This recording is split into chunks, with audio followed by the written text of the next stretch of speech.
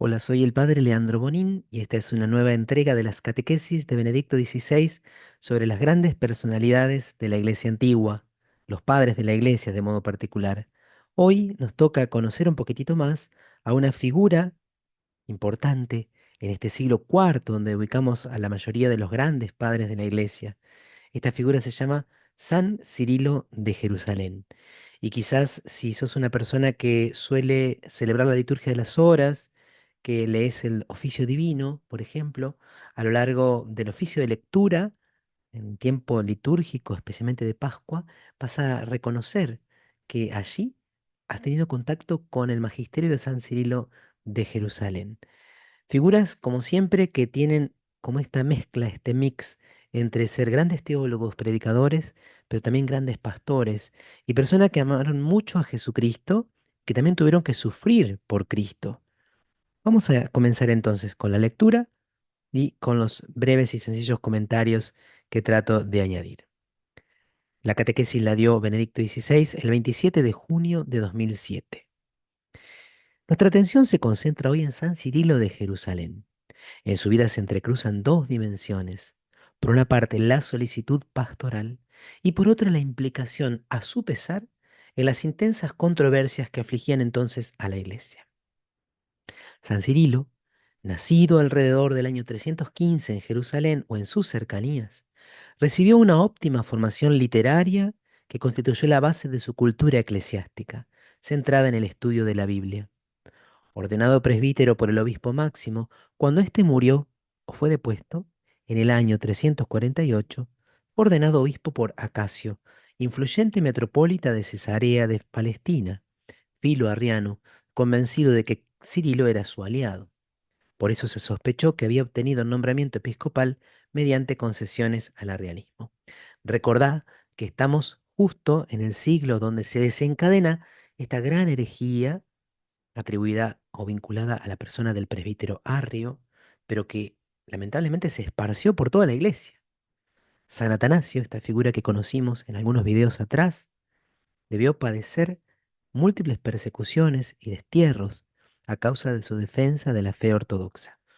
Básicamente, ¿qué decía Arrio? Que Jesucristo no era igual al Padre, que Jesucristo era un segundo Dios y había sido creado, no existía desde siempre, no era eterno. Arrio asumía un esquema neoplatónico según el cual sí, está el Padre por encima de todo, identificándose con el uno neoplatónico, y después estaba el Hijo, que era inferior, que era una criatura perfectísima, pero una criatura en fin. Y lamentablemente muchos obispos cayeron en el arrianismo o en actitudes demasiado pro-arrianas, demasiado filo-arrianas, o afirmaban la divinidad de Jesús con cierta vacilación y ambigüedad. Y entonces aparece sobre Cirilo esta primera sospecha. ¿Cómo fue ordenado obispo? Si aquel que lo ordenó era Filo Arriano, ¿no será que habrá cedido? ¿No será que en algún momento de su existencia su fe no fue tan pura? Fíjense que esta sospecha sobre la ortodoxia de alguien que luego es reconocido como un padre de la iglesia es una situación que a veces aparece y reaparece a lo largo de la historia. Quienes no hemos escuchado sospechas o dudas acerca de grandes personalidades de la iglesia actual que han recibido acusaciones de herejía, de doctrina insegura, etcétera. Volvamos al texto. En realidad, muy pronto San Cirilo chocó con Acacio no solo en el campo doctrinal, sino también en el jurisdiccional, porque San Cirilo reivindicaba la autonomía de su sede con respecto a la metropolitana de Cesarea. En 2 décadas, San Cirilo sufrió 3 destierros. En el 357 fue depuesto por un sínodo de Jerusalén. Ese se reúne un grupo de obispos y lo deponen de la sede. El segundo, en el 360, por obra de Acacio, que estaba al frente de una sede más importante. Y el tercero, el más largo, duró 11 años, en el 367. Y aquí fue el mismo emperador Valente, que era un emperador filoarreano. Recuerda que en aquel siglo existía una intromisión indebida de la autoridad imperial en los ámbitos específicamente eclesiales. Solo en el año 378, después de la muerte del emperador, San Cirilo pudo volver a tomar definitivamente posesión de su sede, devolviendo a los fieles unidad y paz.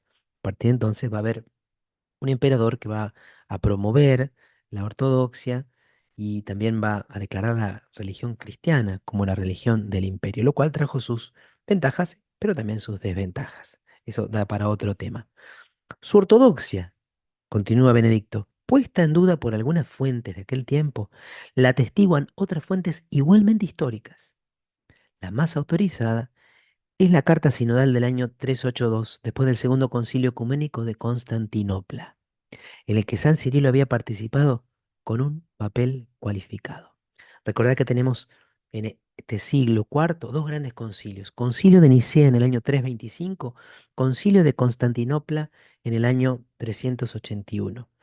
De lo que los padres sinodales, los padres conciliares, perdón, de aquel entonces trabajaron, elaboraron y profesaron, surge lo que conocemos hoy aún como este credo niceno-constantinopolitano. En el sínodo, perdón, en el concilio de Nicea en el 325 se definió sobre todo con mucha fuerza y claridad la divinidad de Cristo. En el 381 se habló más de la divinidad del Espíritu Santo y su naturaleza y su misión. Y por eso este credo niceno-constantinopolitano tiene como este párrafo más extenso dedicado a la persona del Espíritu Santo. En ese perdón, en ese concilio, disculpen el- la confusión, él participó con un papel cualificado. En esa carta que envió este sínodo un año después del concilio, carta que fue enviada al Papa, los obispos orientales reconocen oficialmente la más absoluta ortodoxia de San Cirilo, la legitimidad de su ordenación episcopal y los méritos de su servicio pastoral, que concluyó con su muerte en el año 387. Fíjense que fueron poquitos años en los que pudo gobernar con paz en su propia diócesis. De San Cirilo pasamos ahora a las obras. Conservamos 24 célebres catequesis, impartidas como obispo hacia el año 350, introducidas por una procatequesis de acogida.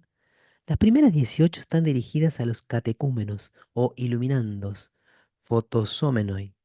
Las pronunció en la Basílica del Santo Sepulcro. Esto es impresionante, ¿no? Lugares que muy pocas personas pueden visitar hoy fueron los escenarios donde se dieron estas catequesis. Qué impresionante tiene que haber sido este proceso de transmisión de la fe, de educación a la fe por parte de este santo obispo con los que se preparaban al bautismo en la Basílica del Santo Sepulcro. Las primeras tratan cada una de las disposiciones previas al bautismo, la conversión de las costumbres paganas, el sacramento del bautismo, las 10 verdades dogmáticas contenidas en el credo o símbolo de la fe, temas preliminares. Las sucesivas de las 6 al 18 son una catequesis continua sobre el símbolo de Jerusalén. Se toma como base aquel que tal vez nosotros conocemos más hoy, pero se lo interpreta en clave anti-arriana, tratando de borrar del todo cualquier influjo de esta herejía que había calado hondo, como hemos visto en encuentros anteriores.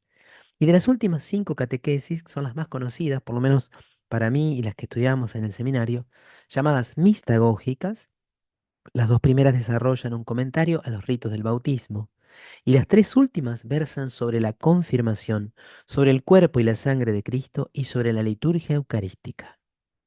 En ella se incluye la explicación del Padre Nuestro, oración del Señor, oración dominical. Con ella se comienza un camino de iniciación en la oración, que se desarrolla paralelamente a la iniciación en los tres sacramentos: bautismo, confirmación, Eucaristía. Esta idea es la que el Papa Benedicto quería subrayar.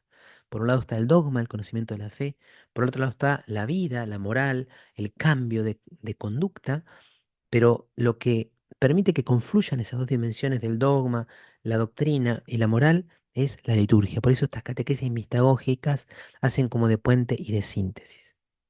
La base de la instrucción sobre la fe cristiana se realizaba también en función polémica contra los paganos, los judío-cristianos y los maniqueos. O sea que estaba esta dimensión apologética, aquellos que no creían, aquellos que acusaban y aquellos que distorsionaban. La argumentación se fundaba en el cumplimiento de las promesas del Antiguo Testamento, con un lenguaje lleno de imágenes. La catequesis era un momento importante, insertado en el amplio contexto de toda la vida, especialmente litúrgica, de la comunidad cristiana, en cuyo seno materno tenía lugar la gestación del futuro fiel, acompañada de la oración y el testimonio de los hermanos. Es toda la comunidad, la iglesia como madre, la que abraza, la que gesta, la que nutre, la que acompaña. El obispo encabeza esa iglesia local, pero es toda la comunidad. En su conjunto, dice Benedicto, las homilías de San Cirilo constituyen una catequesis sistemática sobre el nuevo nacimiento del cristiano mediante el bautismo.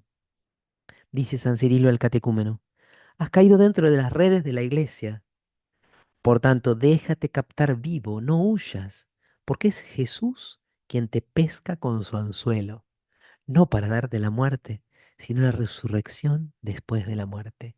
En efecto, debes morir y resucitar. Desde hoy mueres al pecado y vives para la justicia. Desde el punto de vista doctrinal, San Cirilo comenta el símbolo de Jerusalén recurriendo a la tipología de las escrituras, en una relación sinfónica entre los dos testamentos, desembocando en Cristo, centro del universo. La tipología será incisivamente descrita por San Agustín de Hipona. El Antiguo Testamento es el velo del Nuevo y el Nuevo Testamento se manifiesta en el Antiguo. Este es un punto importante y es que nosotros los católicos, los cristianos, no rechazamos de ninguna manera el Antiguo Testamento. De hecho, cuando uno va a los padres de la iglesia, lo que sorprende es cómo ellos, habiendo descubierto, por supuesto, a Cristo como el centro, como la plenitud, como el culmen de la revelación, van a descubrir a Jesús casi en cada versículo del Antiguo Testamento. Es impresionante. Y cuando uno entra en esa escuela, uno va a los salmos, va a los textos proféticos y encuentra allí a Cristo. Entonces, la primera dimensión de la catequesis es esta dimensión doctrinal. Qué importante no perderlo de vista. A veces se subraya mucho la dimensión existencial de la catequesis y hubo periodos, recientemente también, donde se descuidaba la dimensión doctrinal. No, todo es importante porque Dios nos llama, nos convoca, nos invita como criaturas racionales, también dotadas de entendimiento, y porque la fe quiere entender. Por lo que atañe a la catequesis moral, se funda con una profunda unidad en la catequesis doctrinal. El dogma se va introduciendo progresivamente en las almas, las cuales así se ven impulsadas a cambiar los comportamientos paganos de acuerdo con la nueva vida en Cristo, don del bautismo. Fíjense, es la verdad la que va modelando la conducta, pero es también la nueva vida, la gracia de Dios, el bautismo recibido en el corazón, el que va transformando por dentro. La vida moral no es fruto del esfuerzo personal solamente, es ante todo un regalo de la gracia. Y finalmente, la catequesis mistagógica constituía el vértice de la instrucción que San Cirilo impartía, no ya a los catecúmenos, sino a los recién bautizados o neófitos. O sea que las primeras 18 catequesis son antes del bautismo. El bautismo se hacía en la vigilia pascual y en esa semana posterior se daban las siguientes catequesis. Esa catequesis los llevaba a descubrir, bajo los ritos bautismales de la vigilia pascual, los misterios encerrados en ellos, aún sin desvelar. Claro, porque se practicaba en la iglesia antigua la disciplina del arcano, entonces los que se bautizaban nunca antes habían estado en un bautismo. Todo era novedoso, sorprendente y espléndido. Entonces el obispo explicaba lo que ya había ocurrido. Iluminados por la luz de una fe más profunda gracias al bautismo, los neófitos podían por fin comprenderlos mejor habiendo celebrado ya sus ritos. En particular con los neófitos de origen griego, San Cirilo se apoyaba en la facultad visiva, muy natural en ellos. Era el paso del rito al misterio, que valoraba el efecto psicológico de la sorpresa y la experiencia vivida en la noche pascual. Hoy, algunas veces, hay una discusión en torno a si está bien en la pastoral recurrir al impacto, los retiros de impacto, las metodologías de evangelización de impacto. Los padres de la iglesia, y aquí podremos decir, Cirilo de Jerusalén era un maestro en esto de generar un impacto, porque el neófito, que se venía preparando, por supuesto, espiritualmente, vive una celebración donde tiene la sensación de entrar en un mundo nuevo. Y luego, aprovechando esa conmoción profunda y esa semana de gracia, se da la revelación, vamos a decir más bien doctrinal o no ética.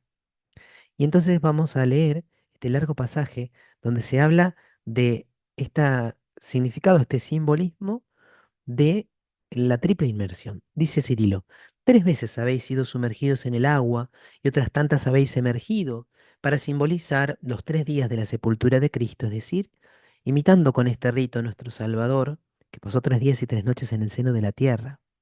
Con la primera inmersión del agua habéis celebrado el recuerdo del primer día que pasó Cristo en el sepulcro, como con la primera inmersión habéis confesado la primera noche que pasó en el sepulcro. Del mismo modo que quien está en la noche no ve nada, y en cambio quien está en el día goza de luz, así también vosotros antes estabais inmersos en la noche y no veíais nada, pero al emerger os habéis encontrado en pleno día. Esta agua de salvación, misterio de la muerte y del nacimiento, ha sido para vosotros tumba y madre. Para vosotros el tiempo de morir coincidió con el tiempo de nacer. En el mismo tiempo han tenido lugar ambos acontecimientos. Impresionante la poesía, pero también la riqueza y la profundidad. Es que el bautismo es simultáneamente muerte, la muerte del hombre viejo, la muerte de la vida anterior y nacimiento. El misterio que se debe captar es el plan de Dios. Entonces se pasa del rito al misterio. Por eso la catequesis se llama mistagógica, es introducir en el misterio. Y ese plan se realiza mediante las acciones salvíficas de Cristo en la iglesia. La dimensión mistagógica va acompañada por la de los símbolos, que expresan la vivencia espiritual que entrañan. Y aquí viene la belleza y la riqueza que Benedicto XVI quiere que retengamos. La catequesis de San Cirilo, basándose en las 3 dimensiones descritas, doctrinal, moral y mistagógica, es una catequesis global en el Espíritu Santo. La dimensión mistagógica lleva a cabo la síntesis de las 2 primeras, orientándolas a la celebración sacramental en la que se realiza la salvación de todo el hombre. Capaz estás escuchando esta explicación y sos catequista. Qué importante esto que acaba de decir Benedicto XVI. 3 dimensiones, doctrinal, moral y mistagógica. Solo así es una catequesis global en el Espíritu Santo. Dice finalmente que se trata de una catequesis integral que al implicar el cuerpo, el alma y el espíritu, es emblemática también para la formación catequética de los cristianos de hoy. Agradezcamos al Señor por la vida de estos grandes teólogos, pastores, maestros en la fe, y que nosotros podamos seguir manteniendo encendida la lámpara de la fe para comunicarla a los demás. Que Dios te bendiga. Si te gustó este video, compartilo con tus contactos.